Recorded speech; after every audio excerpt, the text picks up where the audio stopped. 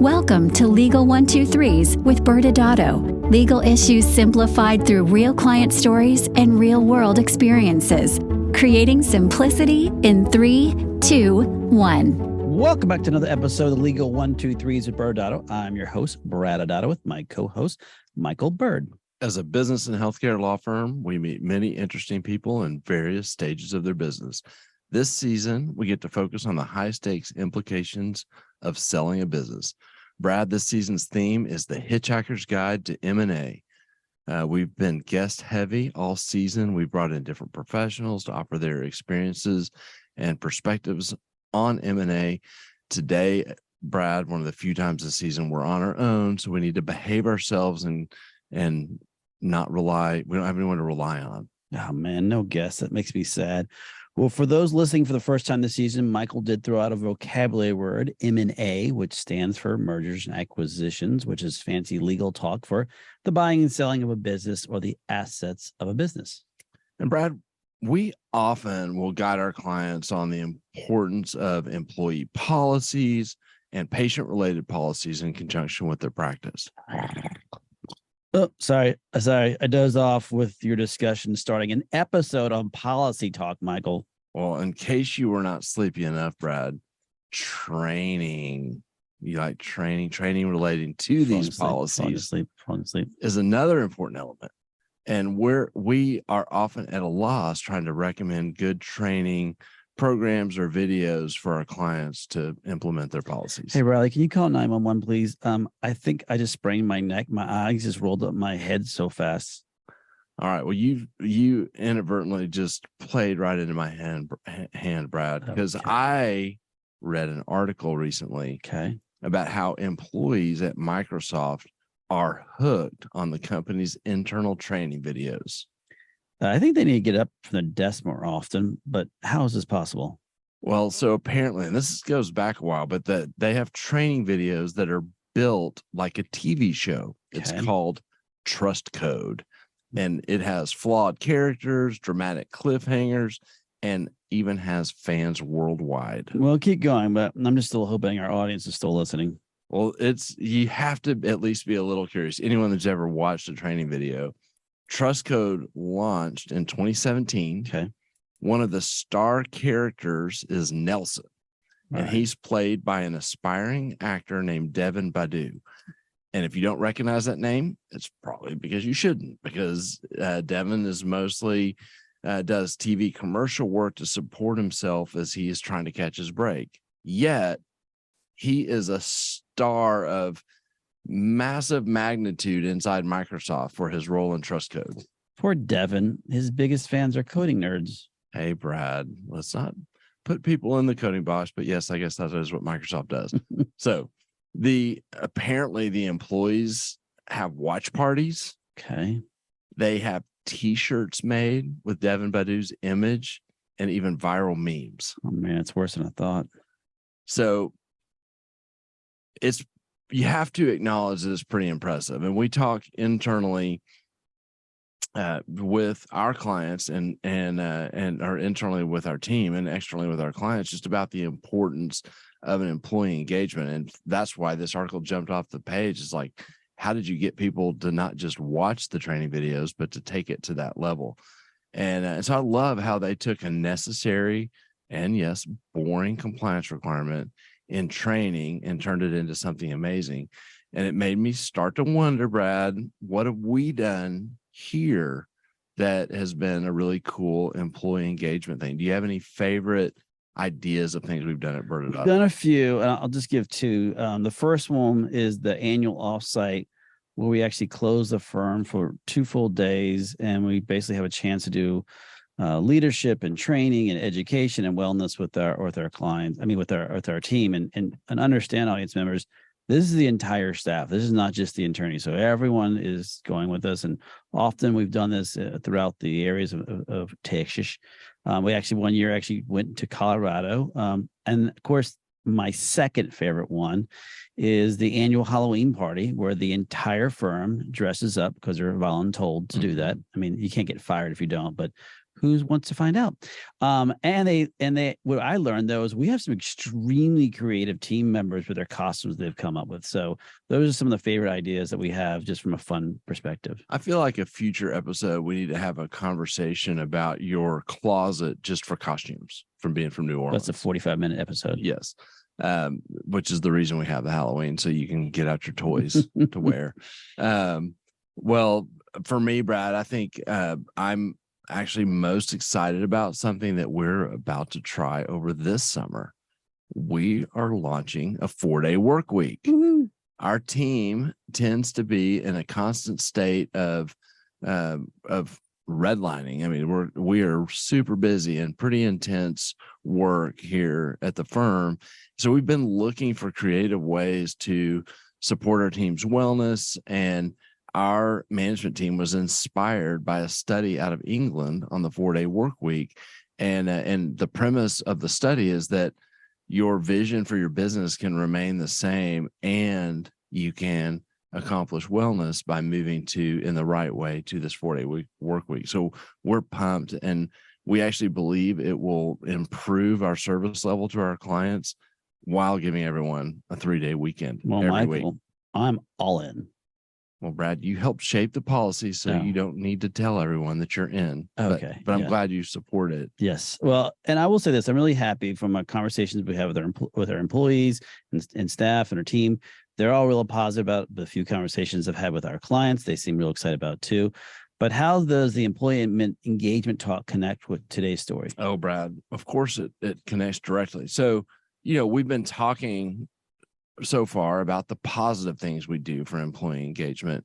And the other side of the coin are things that a business can do to threaten employee engagement. Yeah. I mean, often you'll see that starts, unfortunately, with poor or bad or no leadership. Mm-hmm. And that just ends up because they all of a sudden have a very secretive groups or cliquey groups, which leads to horrible culture. And for those that know, energy vampires thrive in that type of culture. And that ends up having super high turnovers, and no one seems to be happy in that type of situation. Yeah. And believe it or not, there's some things that aren't even necessarily poor culture things in and themselves that can affect employee engagement. M&A, Brad. Oh. Based on our theme, you might have guessed I was going here, but maybe I caught you by surprise. Yeah, no. M&A. Hold on, do it again. M&A. Whoa, okay. Is another example of something that threatens employee engagement. All right, Michael. Well, before we get to today's story, since we love you love context so much, let's talk about the seasons of business and the 5 phases of M&A deal. Let's do the Jeopardy speed round since we're getting to the end of this season for those who've been listening throughout the season. Yeah, and so the entire theme of this season is built around the M&A season of a business or the buying and selling of a business, but there's 4 seasons. There's the building season, the operating season, the scaling season, and the buying and selling season. And they all are important for what ultimately happens when you're in this buying and selling season. Mm-hmm. And they fall into somewhere in the deal flow or the timeline of an M&A deal that we call the 5 phases. And you have the build up to the LOI. Mm-hmm. Then you have due diligence, and then you turn into the definitive agreements, arrive at a closing for the sale, and then the post-closing obligations.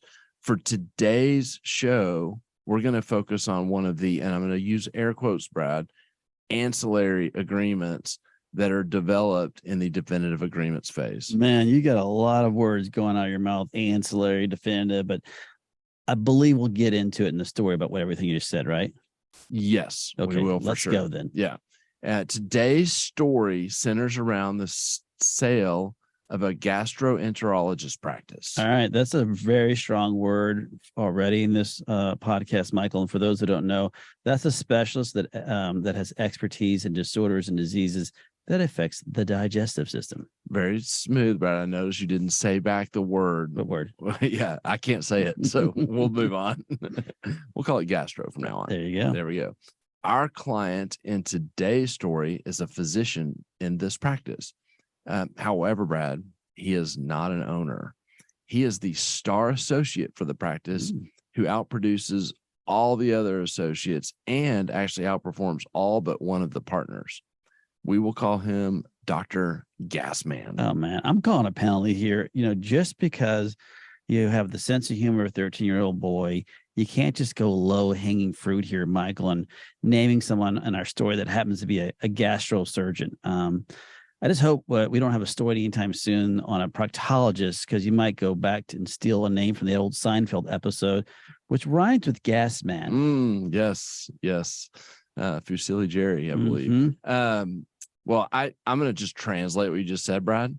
And I think you think that my name is so funny that you won't be able to hold it together the rest of the show, because mind is going to start going crazy on immature things, like you just did, by the way, with the Seinfeld thing. You couldn't handle. You rejected me and added on to it. Yeah, that could be true. Yeah. Okay. Well, we also don't want to disappoint Riley. No, we don't. She's in here. Yeah. And so I'm going to change. Okay. We will call our client Dr. Rainmaker, because he makes it rain with his production at the practice. Yes, and I'm glad, since we're having name game here, that you didn't go with Dr. Thunder. But Rainmaker works. But now I'm afraid to ask the name of the actual practice. I'm regretting even coming up with a suggestion, because you can't handle yourself. We will call the practice Anacott Gastro. This is an ode, Brad, I know you already know, to one of your favorite 80s movies, Wall Street. And while we're at it, the name of the private equity company that is buying Anacott Gastro, we will call Blue Horseshoe. Blue Horseshoe loves Anacott steel. First, I'm proud of you that you keep getting back to the old movies. Riley, I think it's finally wearing off on him after working with this guy for over 15, 16, 17 years. Second, for those who don't know, Blue Horseshoe is a code name for Gordon Gekko, the character from the movie Wall Street. And Anacott steel is the stock he likes, and it's code for Gordon Gekko is going to put Anacott steel into play.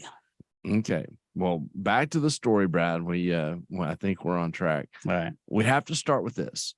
Dr. Rainmaker loved working at Anacott Gastro, and he was loved by the practice. Awesome. Dr. Rainmaker was seen as a future leader of the practice and someone who would help buy out one of the senior physicians. Yeah, and for our audience members that might not know this, a typical medical practice and a typical day-to-day interaction between the physicians and the staff, they really don't distinguish between who's a partner and who's an associate physician. They treat all the physicians basically the same at the practice, because physicians are expected to make medical decisions that are consistent with the standard of care. And additionally, a lot of closely held practices that a young associate physician would often be invited to management meetings, even though they don't have a voice, but they get to hear what's going on, and they may discuss with the owners their thoughts. Yeah, and that's exactly what was going on with Dr. Rainmaker. At the time that the letter of intent was signed between Blue Horseshoe and Anacott Gastro, Dr. Rainmaker was 10 months away from becoming a partner. This would have been worth millions to Dr. Rainmaker had he been an owner at the time that this closing was going to happen. Awkward. So how did they handle this conversation with Dr. Rainmaker? Well, let's start with the main point. The partners of Anacott Gastro felt bad about the timing of the deal, Brad. Oh, that's good. But not bad enough to cut Dr. Rainmaker in as an owner. Oh, so sorry, but not sorry. Yeah. And at the same time, Anacott Gastro wanted desperately for Dr. Rainmaker to stay, because Anacott Gastro would have the purchase price cut by millions if Dr. Rainmaker did not agree to stay. Yeah, and this is a big deal in M&A deals. Post-closing, the buyer is going to want the production to remain the same at the very minimum, but they're counting on the production increasing under this new management. So the overall valuation of purchase price can be a big factor if someone like Dr. Rainmaker's production all of a sudden just goes away, which would mean that the purchase price, Michael, as you kind of referenced, would go down. Yeah, exactly. And to that point, Blue Horseshoe actually also really wanted Dr. Rainmaker to stay, because he represented the most long-term continuity to the revenue production. As all the other owners, all the owners were 5 years from retirement. So even though the purchase price would have gone down, if he wasn't going to stay, they would have been less excited, because there was this guy that was going to be the future leader and the continuous kind of production of continuity for years to come. Yeah, and that's complete nightmare for the buyer, and I guess in this case the seller too, if they couldn't keep one of their main young guns, who's going to help continue to drive the revenue in this case and continue to help grow the practice probably. So what did they propose to Dr. Rainmaker? Well, so the good news is that both Anacott Gastro and Blue Horseshoe met with Dr. Rainmaker right after the LOI was signed. That's great. They explained the situation and made assurances that Dr. Rainmaker would still be eligible to become a partner in a year. Huh. They also promised a raise. Nice. They were kind of pouring it on from a recruiting perspective, but not really sharing a ton in terms of contract or even specifics. Well, okay. So when did Dr. Rainmaker call the firm, or I guess in this case you? The week of closing. Wait, what? Wait, why? I'm confused. Yes. So even though it started strong with this recruiting, you heard me mention earlier, I put in quotes ancillary documents. You call it a fancy word. Yes. Well, fortunately or unfortunately, employment agreements and things that are really important to a deal are kind of side things in a deal. Everyone is focused on the definitive documents that will effectuate the sale and the cash coming in. And so then sometimes they don't get the attention that's needed. And so this is Dr. Rainmaker was presented with an employment agreement where he learned for the first time what his compensation, what the rest of the opportunity would look like. And, a healthy raise was involved, as well as an egregious non-compete. Would you like to know what that was? Please tell me. Statewide non-compete. Oh, yeah. That seems real reasonable. Yeah. In a big state. Oh, yeah. Yeah. Have you ever heard of Texas? I've read about it. Yes. It's a really big state. Yeah. And that's not enforceable typically. Okay. And Dr. Rainmaker was told that closing was in 4 days and that they needed to know if he was in or out.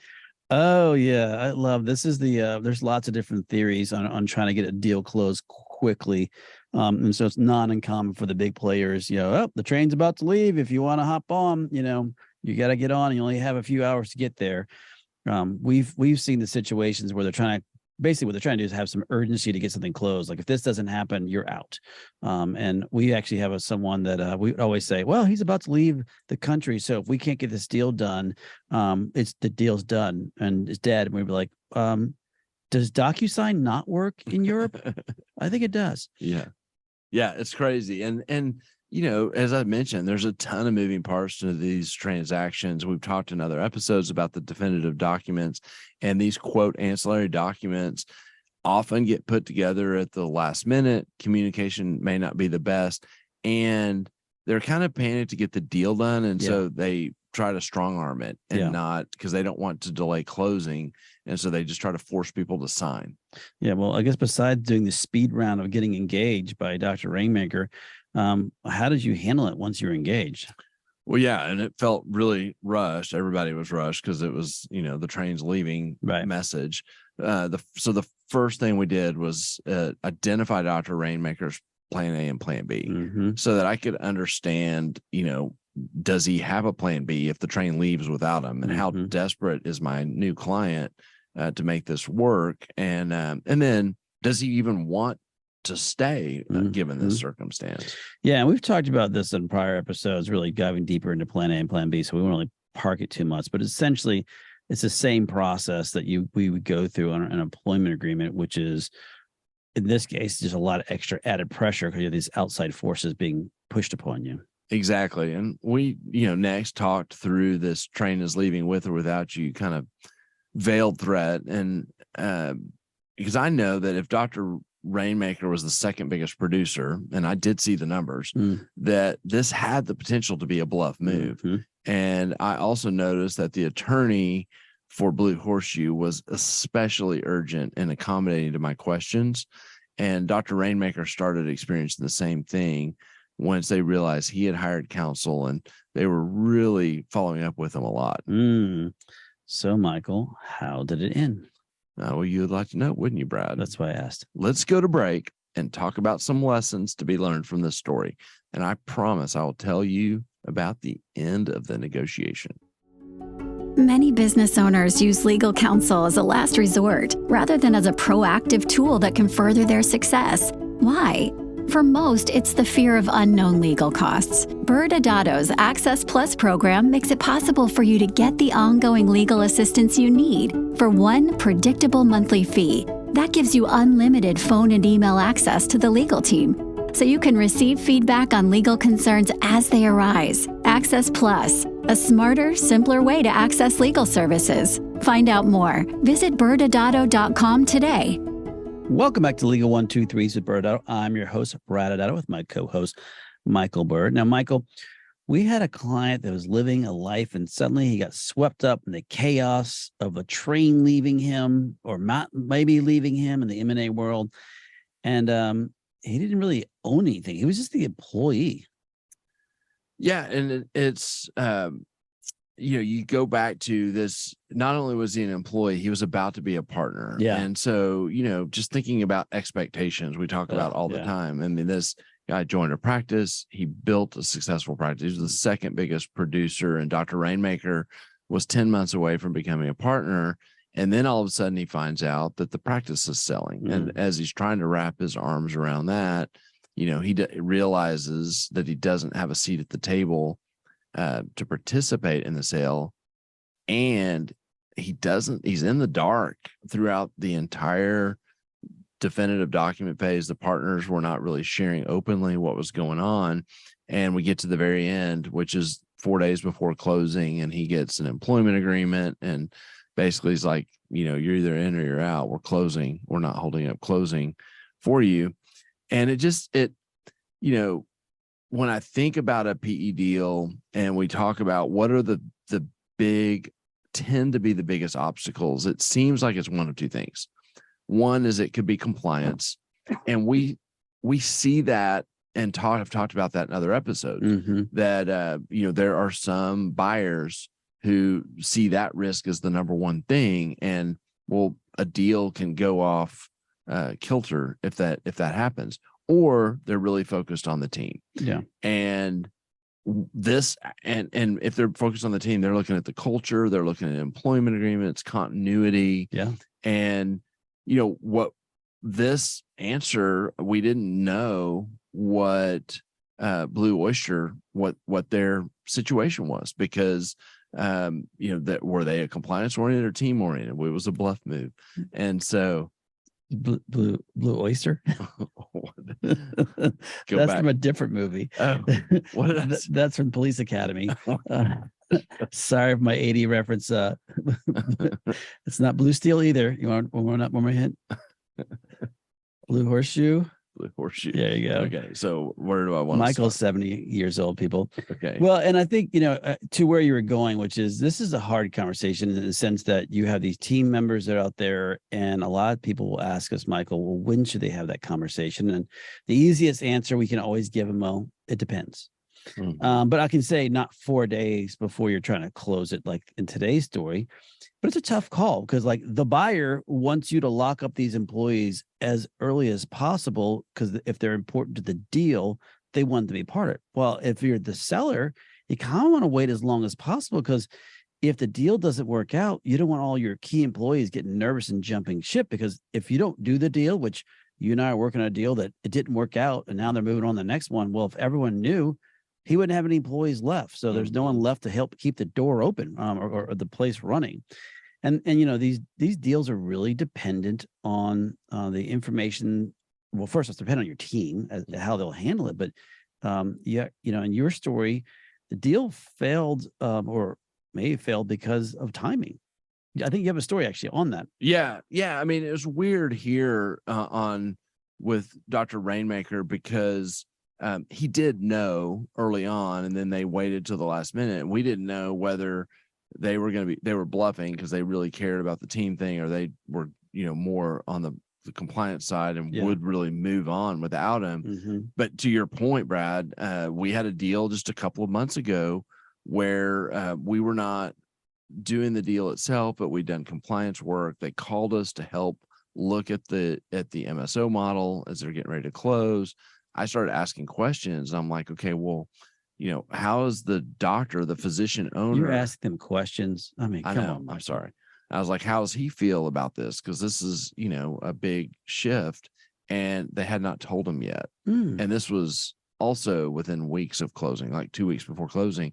And the physician ended up bailing when they did tell him. And this was kind of the thread that led to this whole deal falling apart. Yeah. And again, so that's the tough part, because you don't want the deal to collapse. But especially if they're not a true owner, or if they're outside employee, like a medical director in certain states, it gets really complicated in those kind of circumstances. So let's try to, right before we went to commercial, when you so really didn't answer my question, what happened with Dr. Rainmaker? Well, so first, they were bluffing, Brad. They really wanted him, and it's not. The bluff wasn't to try to, they just wanted to get the deal closed. Yeah. They were running behind. And then the moment he was, getting counsel and asking questions, they were bending over backwards to get it done. And so we're like, okay, well, we may not have a seat at the table, but you can give us a signing bonus. And so he got $1 million signing bonus. It's a good signing bonus. From 0 to $1 million. Yeah. He got a $300,000 increase in his comp. Nice. And they accelerated his path to partnership to 6 months. And so it was considering what was presented to him, obviously that's a fantastic deal. Yeah. It's still far short of what he would have received had he been an owner. And so it was probably a reasonable outcome for someone that was that important to the deal. And it was probably a little bit atypical that he was able to negotiate this. We don't usually have these confluence of circumstances where you have that much negotiating leverage. And actually, the fast timeline to closing ended up working in Dr. Rainmaker's favor, because they really folded to make it happen and gave him way more than they may have. Yeah. And I think, if you're really taking at least some thoughts away from not only just this story, any practice, when an outside buyer is coming in, they really want to see what's repeatable, what team members you have that they can bring forward, and how will they play under this new, under the new umbrella that they're being brought into. And so having a great team is important, but the ability to move them to a new organization is also important. So a lot of times you have to look at those employment agreements. Are those employment agreements assignable? In this particular case, that obviously was not, so the physician had a voice in it. If it was assignable, he actually wouldn't have any voice, because they could just assign it without his ability to object to it. And this is another piece, which is to get the deals closed, as you referenced, all these ancillary agreements, they have to be done. You can't close and after the fact go back to him as a post-closing obligation, ask the number one producer, or in this case, the number two producer, hey, you got to come with us now. And like, no, you already closed. I'm not coming. And now, that could even be worse, because it goes back to the whole production piece that they're talking about. So this is something that happens prior to closing. And the part that's the most delicate is, when do you have those conversations? And you and I have been in those rooms where certain key members find out, like your office manager might know early on because they're helping with the due diligence. And then you start diving down to other high-level individuals who are trustworthy. And then finally, it's letting your staff know about it and all the great benefits about it. And it's a slow rollout, but clearly any major producer you have to roll through. And I have one quick funny story that you and I heard recently. We were in Miami, where there was a deal going on, and they had a PA, physician assistant, who was throwing a tantrum and wanted a big raise and wanted this and wanted that. And the buyer said, no, we're not interested. And so the PA put in their resignation with the group they were with. And 2 weeks before closing, the PA realized that they weren't going to call her bluff, came back and said, oh, I unresigned. They said, no, thanks. We actually already found someone else. So you have to be real careful about how strong you believe, that you're not replaceable. So that's the only sidebar conversation. But Michael, what are your final thoughts? I mean, we started this show talking about employee engagement, and it's so important if you're going to be a seller and facing this, to recognize that this is going to be disruptive, and really wanting to get in front of it and have a strategy on how you deal with it. And particularly for the key employees and producers of revenue, they require special attention. And having an understanding that it's very easy for them to kind of fall by the wayside during the deal, and being aware of that and keeping them up to date once you do start communicating with them, and trying to stay in front of giving them space for their employment agreement and recruiting them to be a part of the deal and to go forward, just requires a lot of intentionality. Well, audience members, sadly, that is all the time we have. But next Wednesday, we will continue down this journey of the Hitchhiker's Guide to M&A.